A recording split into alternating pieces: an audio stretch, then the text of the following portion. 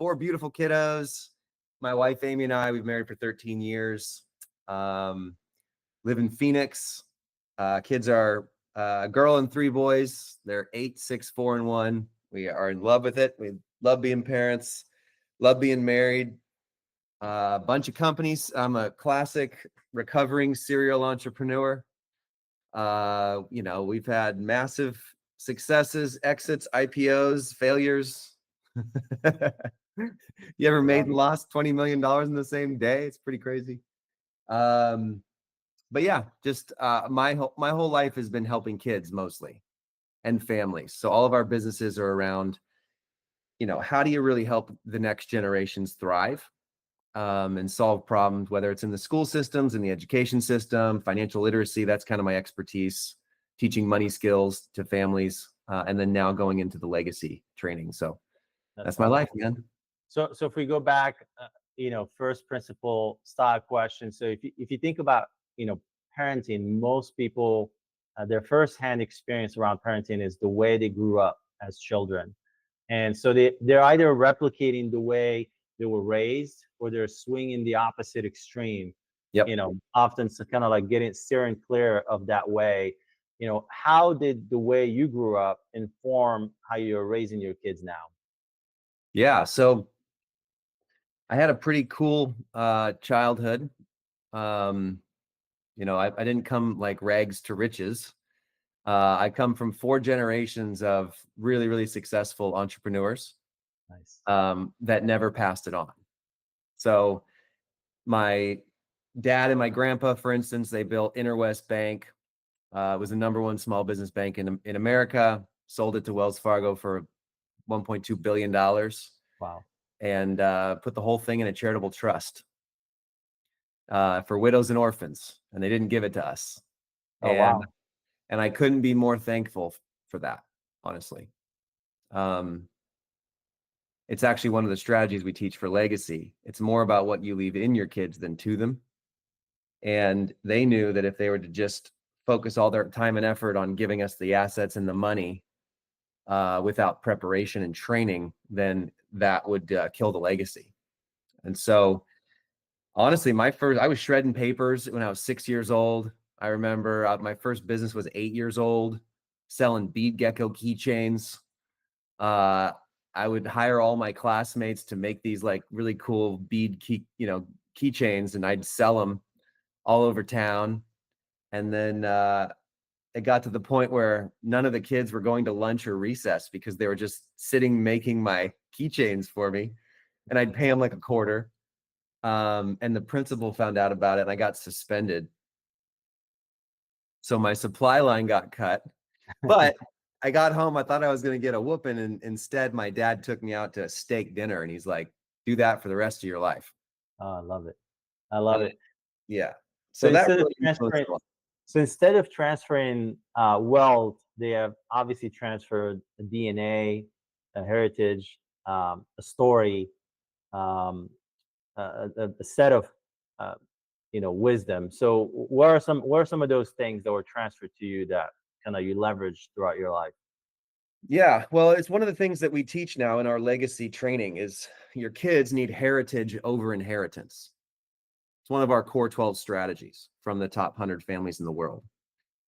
That's probably one of the biggest ones that I love talking about, just because we've done all the research now on I've served about 8 million families around the world.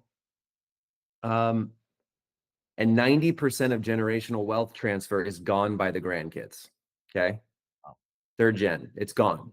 But what I studied was what's underneath that number.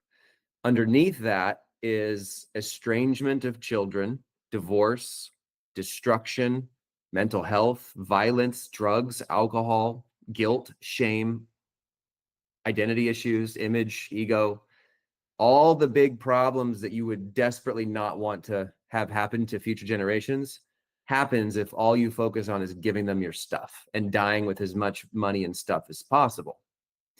But at the same time, it's not like we're left with nothing, right? Like, yeah, you don't just like give your kids nothing and do tough love and say, screw you, we made all this money and you get none.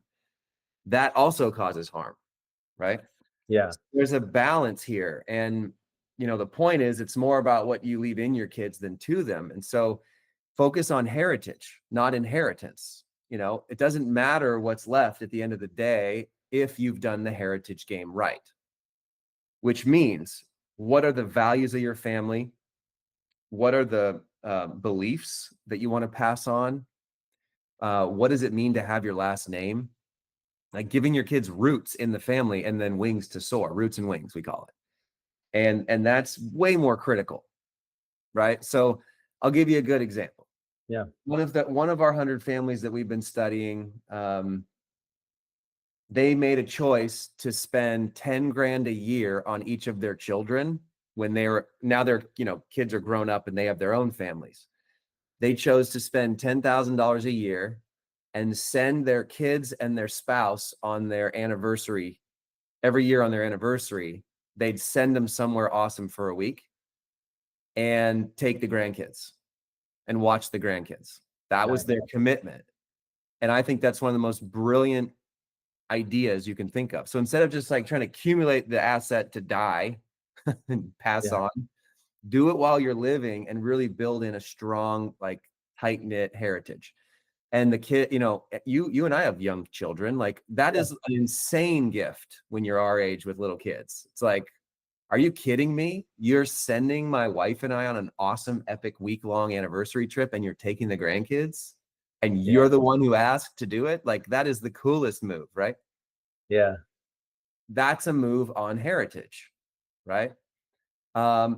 Getting coaching and training as a family, going on experiences together, having that lake or ski cabin, having, these are heritage plays, not inheritance plays.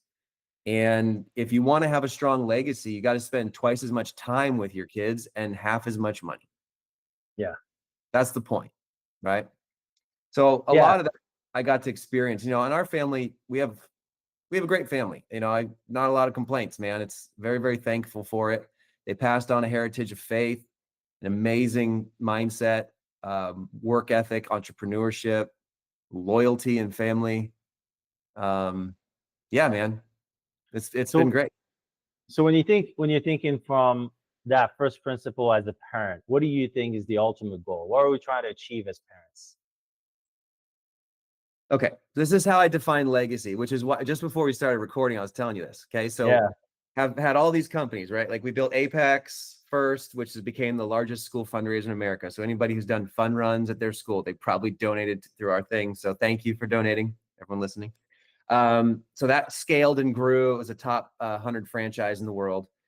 Then we moved into financial literacy, teaching entrepreneurship, because all these 10,000 schools we're working in, all these kids were not learning anything about money or practical skills or critical thinking or anything. Yeah. So that's when we started the children's business fairs with Jeff Sandifer out of Austin, Texas, with the Acton community. So now there's 3,300 fairs all over the world. My 6-year-old and my 8-year-old just did the fair this weekend. Nice. Had and Sawyer won they made like $400. It was awesome each. Oh, that's awesome. And Sawyer had his date jars. You got to see this. Yeah. I'll grab it for you. Hold on. So it's brilliant. So Sawyer's 6 years old. I think, dude, this is a genius idea. It's the date doctor. A 1-year supply of great activities and dates that you can do to grow closer together with your spouse. So you open it up, you put the date on the lid with a little marker, and it's 52 really, really awesome ideas to go on daddy-daughter dates, mom-son dates, mom and dad, their own dates. And he crushed it. And he won like the award for most business potential, right? That's awesome. How did he come up with that? Say that again? How did he come up with that? I started asking him questions. So they're solving problems all around the house and creating value. We don't do allowance. That's socialism. We don't do chores. We build skills. So they're doing 10 times more than chores because they're building skills all the time. And so we're always talking about these things around the house. We call them gigs. So just a bunch of gigs, and we start having conversation together about my work, and we kind of came up with this idea together, and he ran with it. And as a kindergartner, he's crushing. So, but anyway, so we've got all these companies that we've helped families with. Now we have the app, the financial app. the training on value creation. But I'll tell you, the reason why I'm doing legacy is based on your question. Like, what is the metric? I believe that legacy is the goal. Okay. I think that is the real key here. And legacy is not what you think it is. If you hear the word legacy, you think, oh, the Vanderbilts and the Rothschilds. And I'm like, no, no, no, no. It has nothing to do actually with money. What legacy really is raising your kids and then grandkids and great grandkids to blow by you in all the ways that matter. That's legacy to me. And so for the last 10 years, I've been going all over the world trying to find the best 100 families in the world. And that's my metric, is 3 to 4 generations in a row where the children blow by the parents in their mindset, values, keeping on the values and the faith of the family, deeper connection with their family every generation, not broken relationships, but deeper connection. More financial competency, more value creation, more impact, the right mindset, stronger and stronger families every generation. And I think the dream of every parent is to have their kids blow by them. And the dream is not to just have your kids make it in the world or be safe and secure and, make enough money to cover their expenses or whatever, or just, be happy. You want your kids to blow by you. That's legacy. And so we've been studying these families now for 10 years. I had 400 pages of notes. And then I'm like, I got to get this out to the world. So now that's why I'm going into the legacy game. It's interesting because I did a survey to our group around this question: what's the goal? What do you try to achieve with your kids? And legacy was one of the terms. Stewardship was another one. Impact was another one. We had a couple more, and legacy did not get the response that I thought it was, because I think the word legacy has been corrupted by all these different groups that you either go toward like more of a selfish kind of significant self-grinding thing, or you end up going in the financial That's right. conversation. And then so the word legacy has essentially was lost its true meaning. So now you have to kind of explain what legacy means to you every time, which is interesting. So for you, is your kids 2 or 3 generations blowing by you? How do you, and I understand in terms of impact, in terms of productivity and value creation, in terms of values, in terms of Faith. connection, to the family, and in terms of faith. But how do you measure that? Like, if you were to measure it, how do you measure that? Yeah. So the reason why it's gotten such a bad rap is because the whole financial sector has taken it hostage. Yes. Okay. And Lord bless, CPAs and CFPs and financial advisors and estate planners, but they don't ask any of the critical questions about heritage and real legacy and helping your children blow by you. All they want to do is steward the assets and make sure that it's like protected between generations. Yes. Okay? That doesn't actually solve the root issue, right? Correct. And so what we care about is the connection in the family, the values of the family, the capability growth, right?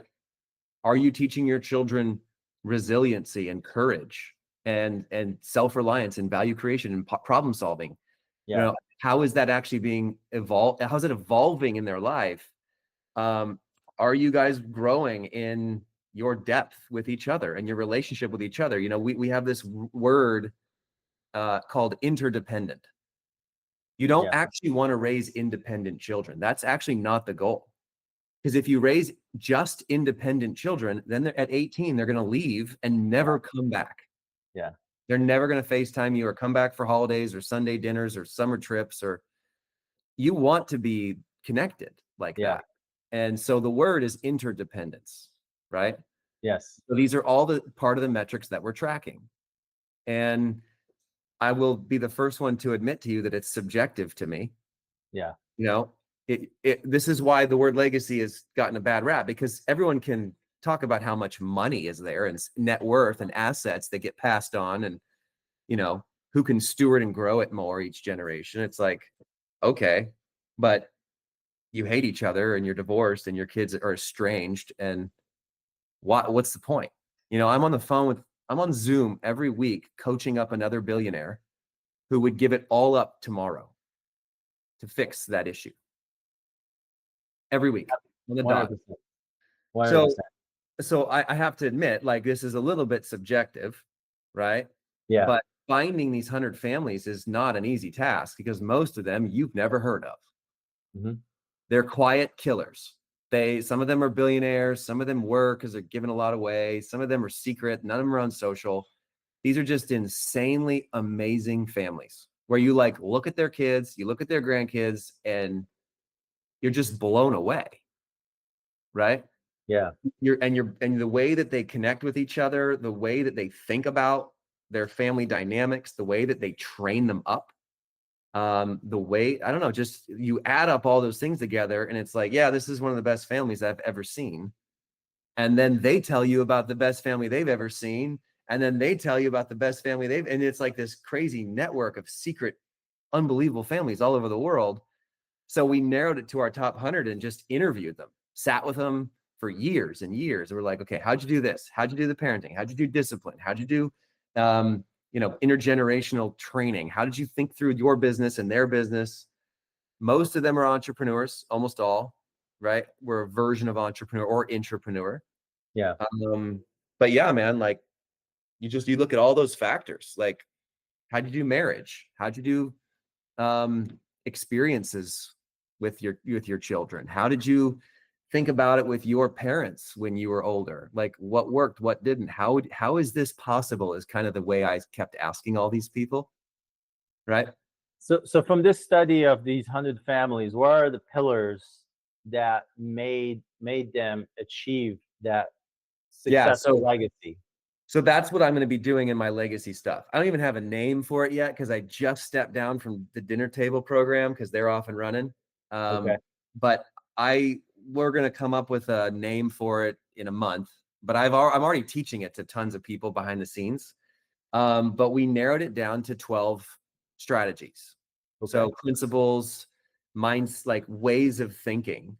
And I can give you a couple of them, but the value creation is the first one. Okay. So what we realized was they taught their kids to create value in the world first, not money. Okay. Yeah. So value is, and value is not just tied to money. There's a lot of ways to create value. You can create material value, which usually money is the reward for that. Yeah.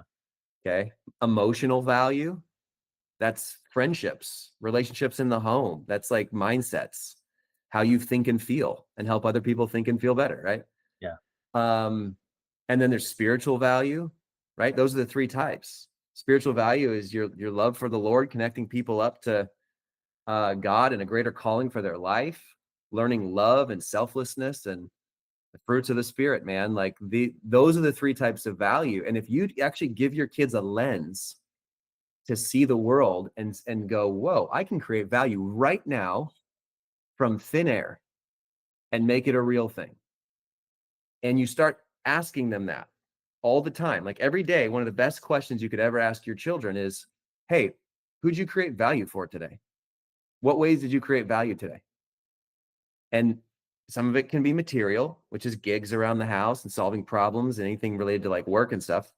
And there's emotional value, then there's spiritual value. See, you see how those are so much deeper and first principles thinking than money? Yeah. Right? Money, what is money? Money is a store of value. Right. At the end of the day, that is how money needs to be understood. But here's what most families do. They mess up. They think money's everything. And so they teach their children it's all about money, money, money. Let's get you skilled up and learn all this money. I'm going to make you a millionaire by the time you're 20. Yeah. You know, that's a thing. One of the things that we talk about a lot in our house is the fact that money, it's essentially a store of value, like you mentioned. But the reason why we created money was to transfer value, to have an easy mechanism to transfer value. Because we're not gonna, always exchange the same thing back and forth. Bartering doesn't work very well. It's not a very efficient tool. So Right. we have money in between, so I can buy something from you and then sell it to someone else, and so forth. So it's just a transfer of value, a storage of value, and all those things that you said, that you mentioned, value creation can translate into money that we can use for other things. That's right. And so how do you teach, I mean, obviously you talk about it continuously. You teach it to your kids through asking them questions, encourage them to always seek ways to add value. And but how do you encourage them to kind of stay consistent with that theme? Yeah, I think it's one of the greatest dinner table conversations you can have. How can this be valuable? How can we Yeah, create this? How can we turn this into something more valuable? How can we leave this better? How can we yeah, make this better? What value did you create today? You start to get the common language in the home, and then your kids will start to be value hunters. yeah, They start looking for it everywhere. I mean, our kids are always looking for ways to help and make things better around them. And I'm like, it's one of the sweetest, most wonderful things to see in how they treat their siblings, their friends, our neighbors, like how they're doing gigs around the house all the time because we don't do allowance. yeah. Um, we don't do chores. We build skills, and so they have a big list of opportunities they can earn. And now they're finding things to solve around the house all the time for some And- extra dollars. and- And here's the cool thing: like, money is if money's everything, then you will turn it into the identity of Right. your children. So like this is what I see a lot is parents who really want to pass on the money skills. They make money everything, and their kids see their parents working all the time. They see, parents talking about money or arguing over money or all these issues around money. And they see money as like the idol. It's the identity. And Yeah. that's what causes keeping up with the Joneses. That's what causes fear and anxiety. That's what causes comparison or status or Mhm. achievement mindset, ego, and wrapped up in around money. So you got to Yeah. be really, really careful because that can be very, very unhealthy. That can cause unlimited harm to a family. But on the flip side, you can't have money be nothing, right? Money's not good or bad, right? Right. It's not what money is. It's not allowed to be good or bad. See, but if you think that money's bad, you have a poverty mindset, Mhm. right? So it's not that Yes. money's bad either. You want to put it in its proper place. It's a tool. It's a store of value. And so I've seen, actually, this is kind of a deeper thought, but I've just started talking about this recently, and it really hits home with especially entrepreneurs. It's this idea of money trauma. Mhm. So, we've worked with all these millions of families. I see it all the time, dude. So people teeter totter between generations. Um, so you come from nothing, then you make good money, and then you spoil your kids, because the first thing you want to do is give your kids all the things you never had, give them all the opportunities you never had, and not let them go through struggle or problem solving on their own. Okay. Yeah. And everyone's like, well, I don't want my kids to be entitled. It's like, well, okay. My definition of entitlement is just a kid having their problem solved for them all the time. That is entitlement 101. And so no one ever, accidentally overnight makes their kid entitled. It's a death by 1,000 cuts. Right. You literally just solve all their problems for them. You fight the teacher for grades, you fight the coach for playing time. You don't let the kid, you pay for everything that the kid wants. Yeah. You just give in and turn on the screen and whatever. The kids are never going through healthy struggle, and healthy struggle is the only way you can succeed and grow. Problems are, pressure creates diamonds. So we have to give our kids like their own problem solving ability. And most parents don't realize that. They just want to solve the issues for them, right? They'll get the Yeah. phone, they'll get the car, they pay for everything. I had a friend growing up whose mom fired the driver's ed instructor. She got him fired from his job because her daughter failed the test. Oh my God. I mean, it's just That's crazy, dude. nuts. Yeah, that's nuts. So how do you create environment? So obviously you have 4 kids.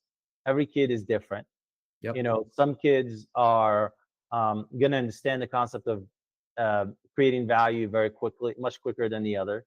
Some kids are going to understand the concept of, you know, uh, struggle through figuring it out on your own, and some kids are going to be like, oh, it's not fair, he's got this and I don't have that. So how do you kind of handle that, the teaching these elements to different kids in a different way at a different pace? Well, so this is why we built the app for Dinner Table. Okay. The app is basically, it teaches the economy system for the family. And I know we're still talking about money. Money is a Yeah. small part of the 12 strategies, but it's an interesting one because everybody asks the questions. Yeah. So yeah, don't do allowance is the first step. But what we built for Dinner Table was something called the 3 E's. Okay. Expectations, expenses, and extra pay. Okay. If you follow the 3 E's in your house, then the kids will start to learn all the capabilities they need and start to create the value. Okay. So the first thing you do is you set up the stuff that you're not going to pay for. It's just their role in the family. Like Yeah. if you want to stay under our roof and keep our last name, You got to do dishes. yeah, it's like you should never pay your kids to make their bed, clean their Right. room, dishes, trash, homework first. Right. Those are expectations. But then the second step is where everybody goes wrong. It's expenses. You should be passing off expenses to your children starting at age 5. Little ones. And then it grows and grows. And by the time they get their driver's license, which most kids opt out of, which is crazy these days, but by the time they're 16, they should be handling their business and be covering 15 different expenses. So What kind of expenses do you pass on to your kids? Okay, so it starts when they're young with like, hey, you want to buy this toy? That's on you. Right? And I'm not giving you allowance and birthday money, right? You're going to earn it by doing stuff over and above the free stuff, right? Mm-hmm. We call those, that's the extra pay. That's the third one. Those are the gigs. But here's a great one. Birthday presents for friends. Mm-hmm. So like my daughter Reagan, a few months ago, she's 8 now. She knew that to go to the birthday party for Dawson, she had to buy the present with her own money, because that's how kids learn generosity. You can't give your kid, a $10 bill to go give away and think that they learn generosity. They don't. Yeah. They're just learning how to be the government giving away your money. Yeah. So they have to earn it and feel the pinch of giving it, or feel the pinch of saving it or investing it, or, that's how you teach a money skill. The kid has to earn it first.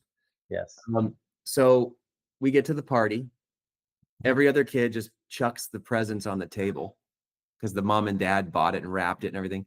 Reagan did it. So she gets there. Halfway through the party, she walks up with Dawson, the birthday kid, at the ninja gym. And she goes, hey, can Dawson open my present right now? I want to see his face. I'm like, yeah. So she sits down, he opens her present, he's beaming from ear to ear, gives her a big hug. And all the other parents are like, what is going on right now? I'm like, yeah, Reagan is learning true generosity for the rest of her life. Absolutely. And they're like, oh, duh, I never even thought about doing that. I'm doing that from now on, right?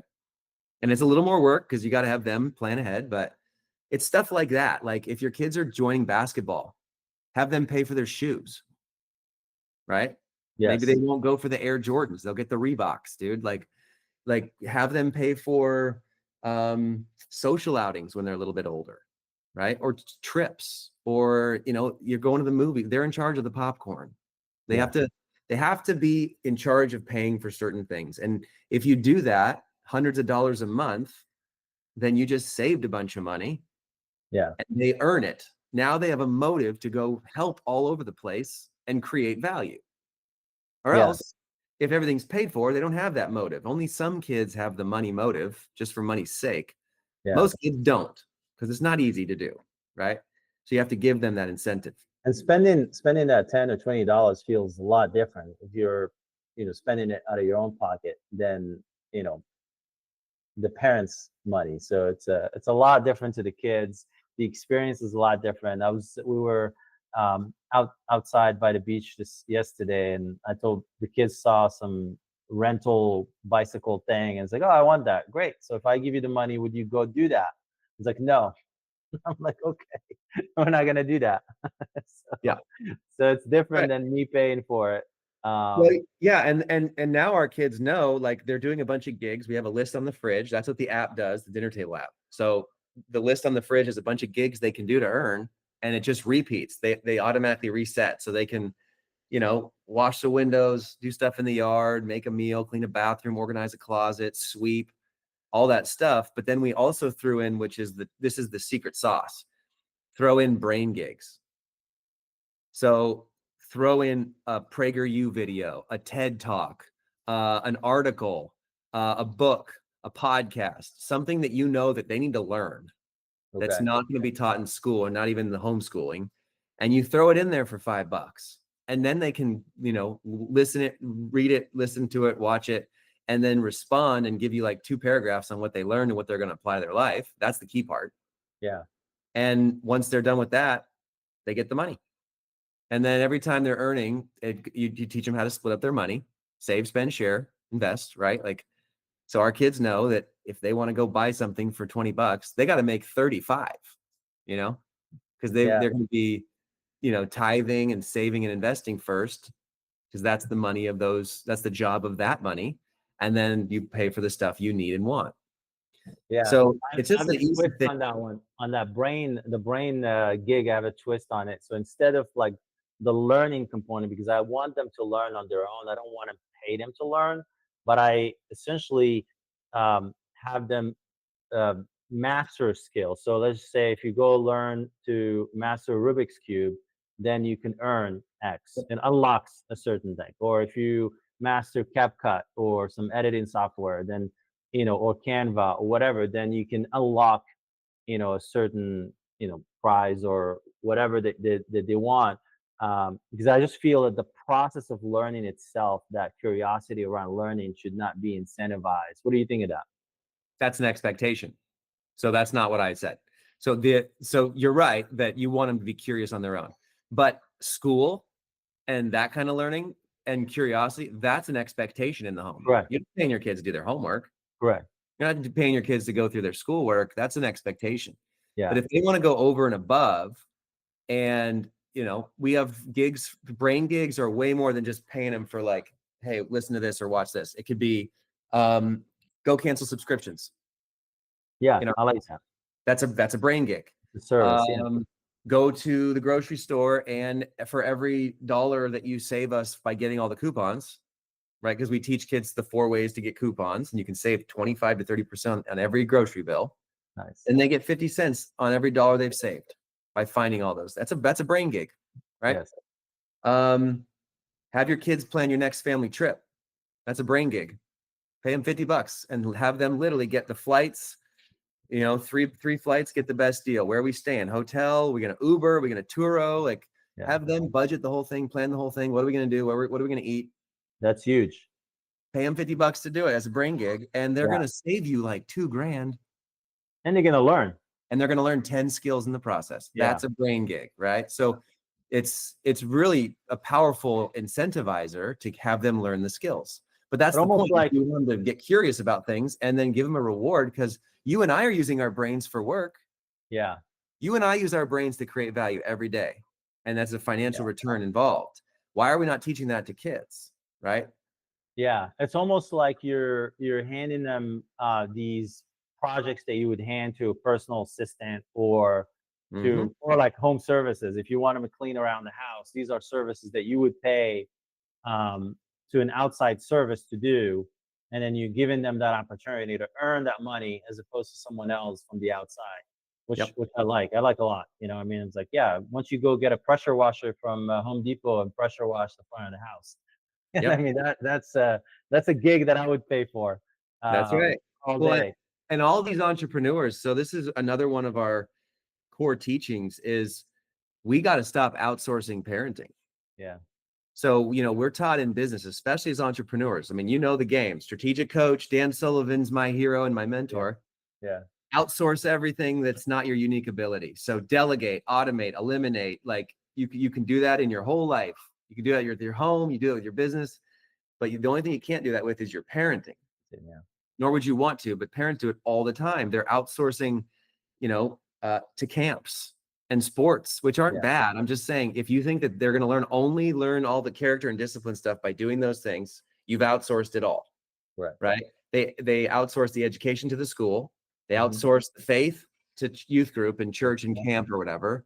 And this stuff happens at home. You cannot outsource it and think that somebody else is going to do the job. And most likely your kids are going to miss all the important stuff by you trying to outsource it. So that's the point, is like, we actually cut our cleaner, like, we're, successful entrepreneur family, Yeah. IPOs and exits and all these things. And so we could, can automate our whole life, but Yeah. we now want to cut back on all that. So like, our cleaner comes half the time, right? Yeah. We go through the iterations of having the kids help with grocery stuff. We go through yard work instead of like the 3 guys who come over every week. Like, we cut them way down so they can clean up the messes, and our kids are out weeding and trimming things. And you start at a young age because they got to learn hard work. Yeah. Yeah, 100%. I 100% agree. I'm the same way. We don't have those things in our house, and we do our own stuff, and just part of learning, part of growth. And I think also when you teach your kids certain things, there's that element of connection, right? Right. The element of interdependence. If you're the one who's transferring that knowledge and that wisdom, and then they take it with them, it's different. It hits different when someone else is teach them those skills. Yep. What was the other one you said? So out of the 12, the first one was the value add. What's the second one? The home economy. The home economy. Okay. That's a piece of it, or the economy system for the family. And that goes deep into community gigs too. So it starts with gigs around the house and brain gigs. And then the easiest question you can ever ask your kids is, when they're doing something or building a skill, you just go, hey, who else might need this? And then all of a sudden their brains, bang, they're off and running, helping neighbors and community and posting stuff on your socials and using their skills. And that's what gives kids capability and confidence in the world. Okay. That's how they get capability and confidence, is creating value.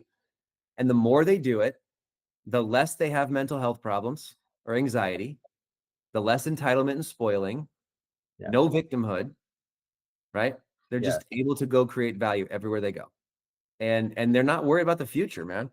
Like, that's the point. You want your kids to go into the world unshaken by problems that come their way, because the problems are going to come, but you have to teach them how to think about it, how to respond to them, be unshaken by them. And so, yeah, that's just, that's all kind of part of the first one, but you get the idea here. Yeah. And so how do you, when you think it through, like everything, all the changes are happening right now in society with social media and AI and social issues and all that stuff, how do you frame, in your mind, how do you frame, or how does that change the way you raise your kids? Well, first of all, we turn it off. Yeah. We don't do social or screens. If we What's watch your thesis on the phone? So you give your phone, you give phones to kids, you don't give them phones, you give them tablets, you don't give them tablets. What's your strategy there? Delay it as long as humanly possible. Yeah.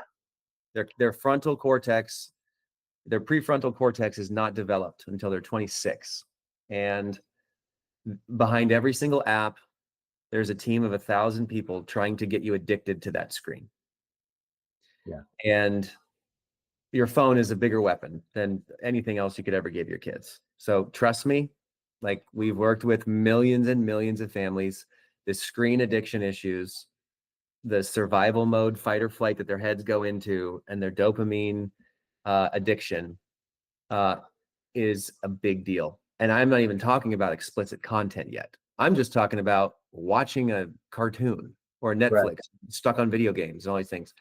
Now, I'm not anti, like, if we go on a trip, a road trip, or, on a flight, the kids will get their iPad for a little bit. Yeah. To be able to, chill, which is fine. But it is not our go-to during the day. That's the point here. If you are using screens and devices with your children to give yourself all the breaks, to, I just need a break to do the laundry or cook this or blah. It's like, that's what happens. Parents press the easy button and they give their kids screens. Okay. So we're not anti, but we are, we use technology for education more than entertainment. Yeah. That's a really good principle. No one is, our kids are not old enough for their own phone yet, but I would highly urge you to wait till they are 16. like as long as you can possibly wait. Get them an Apple Watch or something first. If you Yeah. need to get a hold of them, get them an Apple Watch. Then they can't look at bad stuff or get addicted. They're able to call and text, and you will have GPS tracking on them with that, you know. But yeah, delay it. Be careful. My secret life is a ton of work against trafficking. So Okay. Tim Tebow and I have a group of about 100 of the top hackers and coders in the world, and we're using technology to destroy this industry. That's awesome. There's 40 million kids trafficked, and it's growing at 20%, and it needs the world's best technology to fight it head on. So that's what we're doing. Wow. It's growing at 20%, you said? Yeah. Wow. And What's driving that growth? well, technology. The enemy's using technology, and the good side is a bunch of nonprofits that send undercover operatives and ex-Navy SEALs to go save 5 kids at a time. God bless them, because every kid's life is priceless. Yeah. But the average cost is $80,000 to get 1 kid saved in all these nonprofits, and it's not scalable. They're only saving 18,000, and 3 to 6 more million kids are going into it every year and getting kidnapped or taken or abused. And one of the top ways it happens is catfishing on the phone. So, you know, a kid is on Snapchat or a Fortnite or Minecraft, Roblox, Discord, social media, and they start talking to someone who they think is another teenager or young person. And it's not. It's a 50-year-old pervert who's trying to get them to send an explicit photo or video. And by sending them a bunch of things and getting them to reciprocate, and the moment they do it, they've got them. They can blackmail them. Your life is over if you don't do this, this, and this. This happens 8 million times just in the US every year. these instances of catfishing. That's crazy. Dude, Roblox and Minecraft, by the way, if you're a parent listening to this, those are predatory cesspools. There are entire rooms and worlds in those games that predators go to hang out. So just be very careful. There's voice changer stuff, there's tech stuff. So we're building technology right now to kill it all, right? Like AI algorithms that track any predatory comments or words spoken. And within the game? Oh yeah, on your entire phone. It's called GameSafe. It's one of our companies inside of our anti-trafficking group. That's awesome. They basically can flag any predatory content or catfishing content, thousands of different types of words or phrases or emojis. And anything that's said or written will flag the account, block it from the kid. So this is the kind of stuff that we're building with our tech stuff. That's awesome, because I think it's absolutely needed.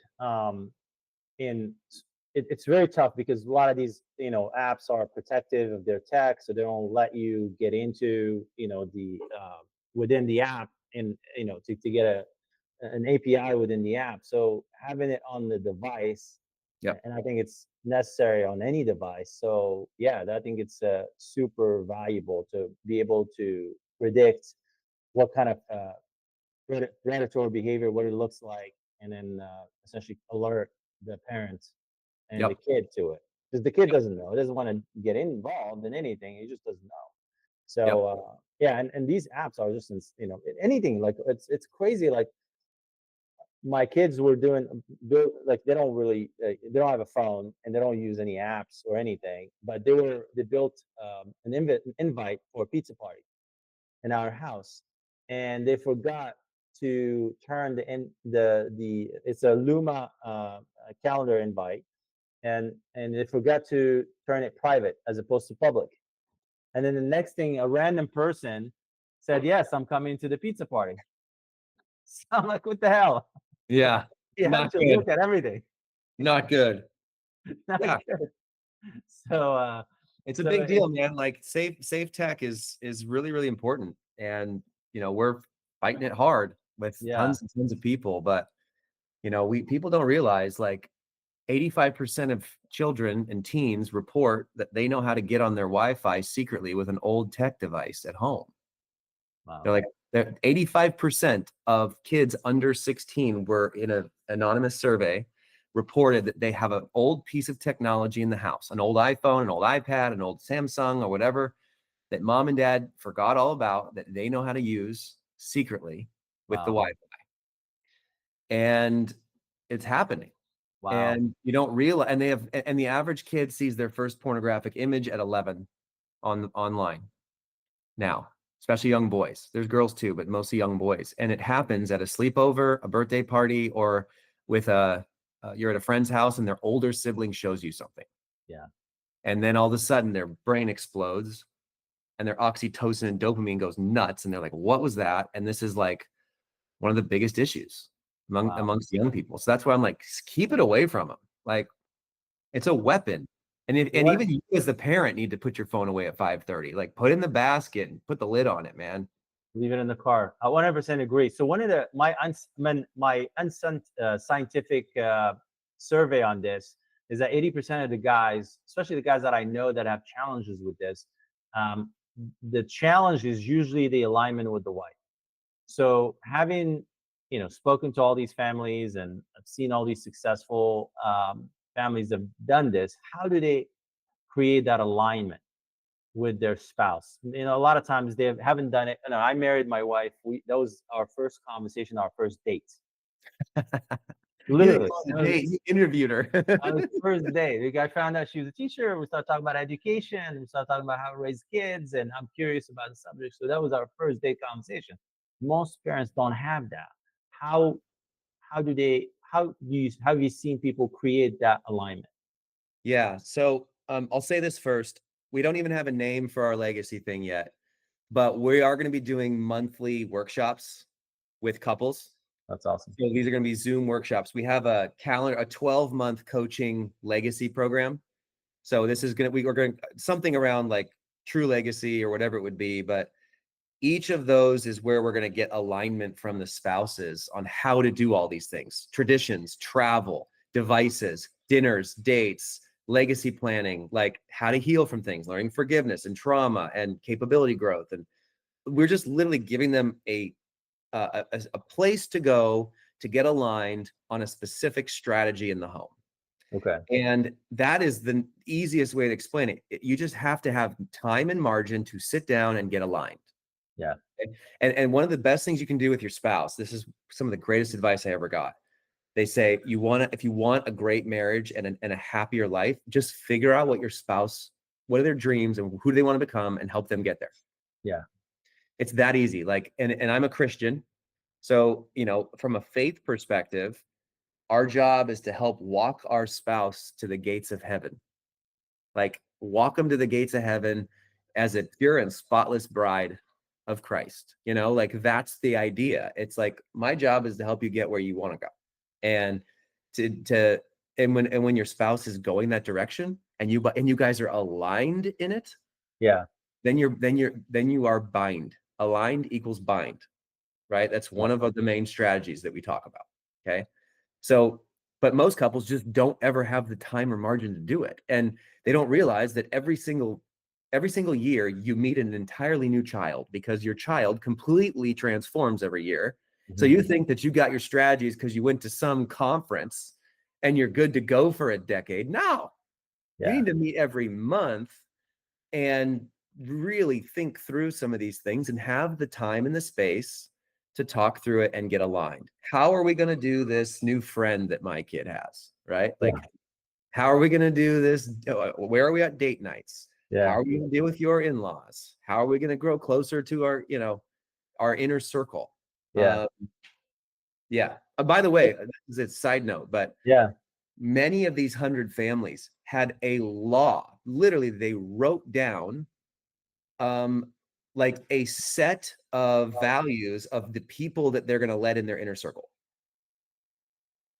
Many, like I would say 80% of these families, they're like, yeah, we have like a code that we will only let our kids be tight friends with anyone who they have to fit all 10 of these things. Wow. And that's who our inner circle is going to be. And it doesn't mean we're not friends with other people, or we can, but in terms of like trips together or deep, tight, close, hanging out at our house a lot, they literally created like a rubric of like, here's the values and the mindsets and the way of living, how they think about fun and adventure and loyalty and character traits or faith, or they wrote out like a code. and they had people like they knew it and they didn't tell anybody like, oh, you didn't meet our code, but they knew it, and they really protected their kids. They really like protected who their kids found in their life. So this is top down or bottoms up? What do you mean? Meaning like the family says this is where it is, or this is like a collaboration that works with the kid going bottom up. Oh, when the kids are young, the parents did it. Okay. The parents were like, we only want to let people into our core inner circle that fit these 10 things. Yeah. Okay. It's very Yeah. smart. And they're very protective. Like straight up, one of them was like, I would literally move zip codes.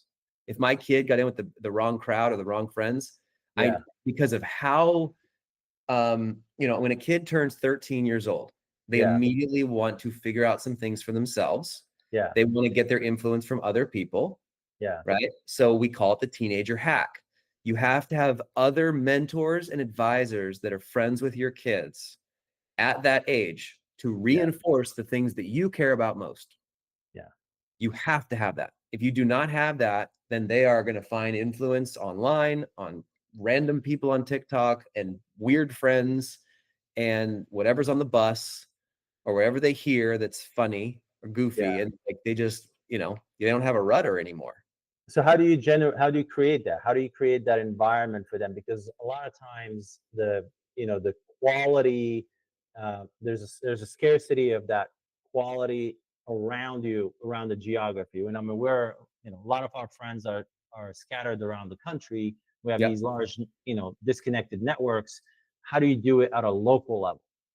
Well, so my job is to give the principle, not the prescription every Yeah. time, because people follow, everyone's going to get the principle and then give their own prescription to it. Sure. So there's a Yeah. Yeah. lot of ways to solve this, like Yeah. a good example is my wife and I, we here in Phoenix, our upstairs is locked off and it's a full kitchen, balcony, bathroom, bedroom, living. It can be its own live-in apartment basically. Yeah. And we've opened that up to our inner circle. So these are friends and family, investors, like really tight people in our life. We're like, come on in, hang out. And so whenever they're in town, Got it. they stay with us. They don't go to hotels. Makes sense. We love to do this thing. This is another tip we got from these families. I know I'm saying a lot of random things, but one of my favorite things we learned from the families is something called Dinnerviews. So bringing people over to the house for dinner. And what usually happens is the kids eat as fast as they can to go off and play. And you're just trying to get them fed. And then the parents hang out or whatever. Yeah. What you need to do is get your kids, and this can start early, like I'm talking 4 or 5 years old, all the way through teenage years. Get your kids to write down questions they want to ask the guests. Because you've had awesome people at your house, dude. Yeah. I have too. I've had world leaders. And I want my kids to know and care about them and show good listening skills and empathy and curiosity to them. And kids learn way more when other people that aren't their parents say it. And so we do Dinnerviews all the time. So every time someone's staying in the house, we're doing Dinnerviews. We had a Dinnerview 2 nights ago with our friends that came over, and they have 3 kids, same age as ours. And so instead of the kids running off to play, they sat for an extra 45 minutes. It was epic, man. That's awesome. That's why I love the name Dinner Table. Like that's for our other company. It's like, that's where you become friends with your children. That's where all of the most important conversations in the world happen. And so Dinnerviews are a great strategy for that. So, if you're listening to this, just think of 3 people in your life that may be traveling into town or in your local community that you can invite over for dinner, and then make it a Dinnerview and have your kids just ask them questions. And That's literally you can wonderful. write them down. They can have them on a 3x5 card. Like you can make it a fun thing, but what it does is it gets your kids curious, and they will remember. Kids remember this stuff. Yes. And they remember the reaction of the adult to them, and how how impressed they were with their curiosity, how Yep. impressed they were with the way they prepared. And yeah, I 100% agree with that. I have instead of dinner I do breakfast. So I find that I'm at my best in the morning. So I sit with my kids for 2 hours, an hour and a half every morning, and we just That's have random conversations about everything and anything. And I tell the guys this, the more time you spend, the more, you're going to develop pattern recognition for your kids, and you're going to understand what drives them, what, lights the bulb in their head, and you will be able to know also their friends and their connections. And part of that conversation around friends is the way reason why I said bottom up, because I like to um, build on their experiences with other people Yep. to identify their ideal friend profile. And we literally write it down. And it's like, okay, this happened with so and so, therefore we don't want to see that moving forward. This we like about so and so, therefore we want to add that moving forward. So we let them design their own ideal friend profile. Obviously, we're articulating what that is. You know what I Yep. mean? Loyalty or ethics, or responsibility, or being someone smart and curious. So we're essentially articulating what those qualities are, what those values are, but they are the ones that are using the Legos to build that ideal profile. And over time, that profile gets bigger and bigger, and they're like, the group is smaller and smaller, and now you have to push them to go bigger top funnel. And I was Yeah. like, okay, now you got to go bigger on the top funnel, because you're having a harder and harder time finding these kids Yeah. that have all these qualities. So you got to go you got to go walk into bigger rooms and more rooms. That's right. And so I like that approach a little bit, because it just gives them tools. By the time they get to 13, you don't have to tell them, Right. oh, that person is not the right person. They already know, Yeah. Yep. because I they've love it. developed it since they were 6 year old. Yep. Yeah, it's just time with them. Like this is one of the biggest lies that entrepreneurs tell themselves, is that they're working really hard to do this for their family. Yeah. And no, you're not. Like, no, you're not. Like, yeah, you're making money to provide for the family, but business, usually you're doing it for your own ego and achievement and status and money and accolades, because the game of parenting is thankless, and you're building roots is always unseen. The roots of the tree are unseen, and it's thankless, and you're planting seeds and you're watering, and it takes decades of work, and that's hard for a lot of entrepreneurs, because it's hard to get the immediate tangible result. And so what they do is they work really hard, and they're workaholics. They Yeah. travel a lot, and they say they're doing it for their family, and all the while their family's growing up right in front of their eyes or outside of purview. And so, there's no distinction between quality and quantity time with children. You don't get to decide as a parent if it's going to be quality or quantity. It's just time, right? The Legos you build with a 5-year-old could be a core memory for the rest of their life, and you had no idea, Yeah. right? So that's really important. It's like, look, 93% of all the time you're going to get with your kids is before 18. Yep. And we need to take that seriously as parents. You probably know our friend Hal Elrod. Yeah. He told me one time, he's like, I do whatever I can so that when my kids aren't in, school, I'm with them. We're hanging out. We're having fun. We're doing stuff. We're learning stuff. I'm processing my life with them. Yeah. It's great. Like, that's a great way to think. And we should enjoy our children, right? Yes. They're not a burden. 100%. They're a blessing. To me, is the highest ROI allocation of time you can have, is to spend that time with them, during as long as they want to be around you. And my goal is, as I age older, I used to struggle with this concept of making them independent, strong, and productive, and so they can, be resilient and be able to face the world on their own.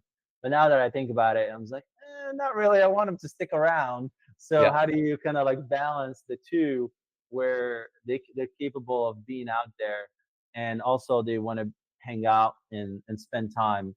And so for me, the recipe has been just having these daily conversations, and they enjoy them as much as I do. So they look forward to them. And I will have these conversations even when I'm away. I'm traveling. I'll call in and we'll Zoom and we'll have conversations for an hour. So yeah. So how do you do that? How do you kind of create these resilient, independent? We talked about interdependence earlier, but Yeah. how do you kind of like you know be able to achieve both goals at the same time? Yeah. So we have with our legacy, so we don't have a name yet for the business, but we have the content ready. Yeah. And so we have 4 quadrants of our content, for core values and connection, or we call that roots. Okay. Core values and connection, and we have a ton of strategies inside of each of those. That's 2 of the 4, pieces of the pie. Okay. And so throughout the year, we're going through back and forth. The roots and then the wings is on the other side of the circle, and that's capability and courage. And each of Okay. those have a ton of different principles and strategies and workshops built into them. But that's kind of like our roots and wings program for legacy building. Okay. So a And lot of courage it, is by itself? yeah, courage is its own quadrant. Wow. Okay, Uh, interesting. yeah, and I can get into that more at another time, but Okay. it's so important to like, what is courage, right? Yeah. It means leaving things better, having the courage to do hard things, to make hard decisions, to have hard conversations, to wake up and do the harder thing instead of the easier thing. That all takes courage, and you have to build courage is a built skill, Yeah. right? And it comes from having a war chest of experiences that back you up. Yeah. Courage. That's And fascinating. Well, we're gonna have to do this again. yeah, And yeah. probably we Well, probably spend a whole hour. I'll invite all the Raising Lions group Yeah. into some of our workshops. Like, come